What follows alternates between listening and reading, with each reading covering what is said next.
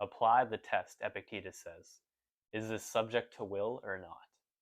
This is a practice we get from Epictetus in Book 3 of Discourses.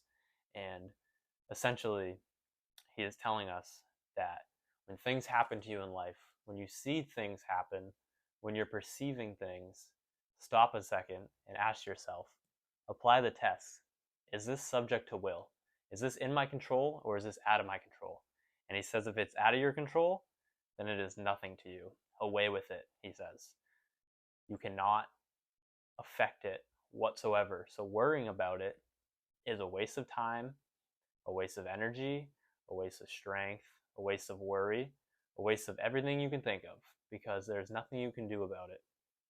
It just, you must accept it as it is, and you can't put titles on it or you will become miserable.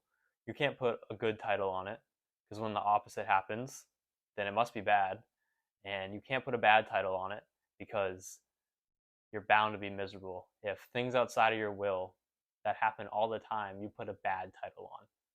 What is going to happen when something happens that you have no control over and you give it the title as bad? You're going to be miserable.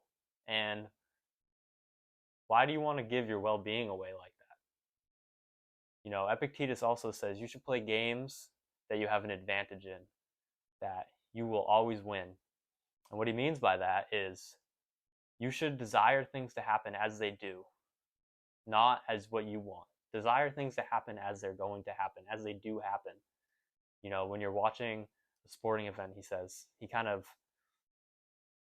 shuns sporting events a little bit, and I have to agree with him. I think they are a waste of time, personally, but you know, you do what you want to do. I used to watch sports when I was younger, so it is what it is. But um, he says if you ever catch yourself watching sports, you should hope for the winner to win.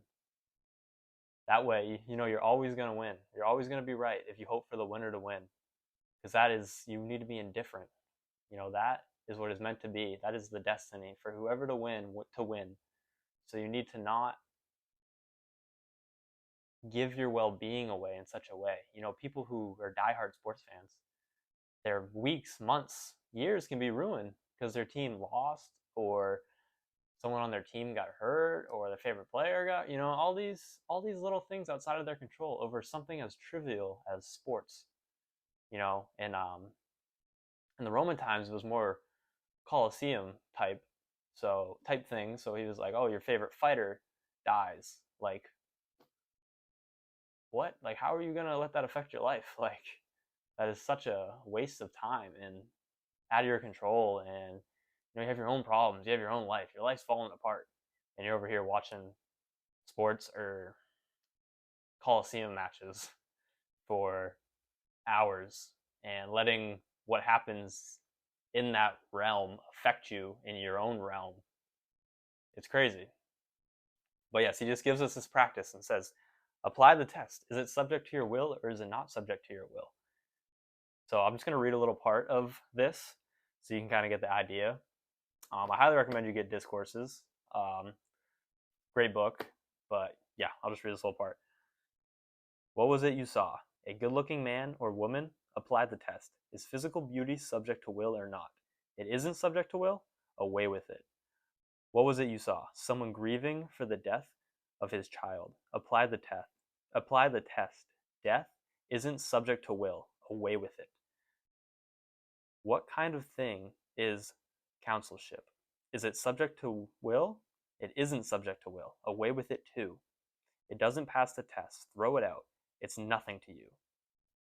If we acted like this and orientated our training in this way every day from dawn until dark, that would be quite something by the gods.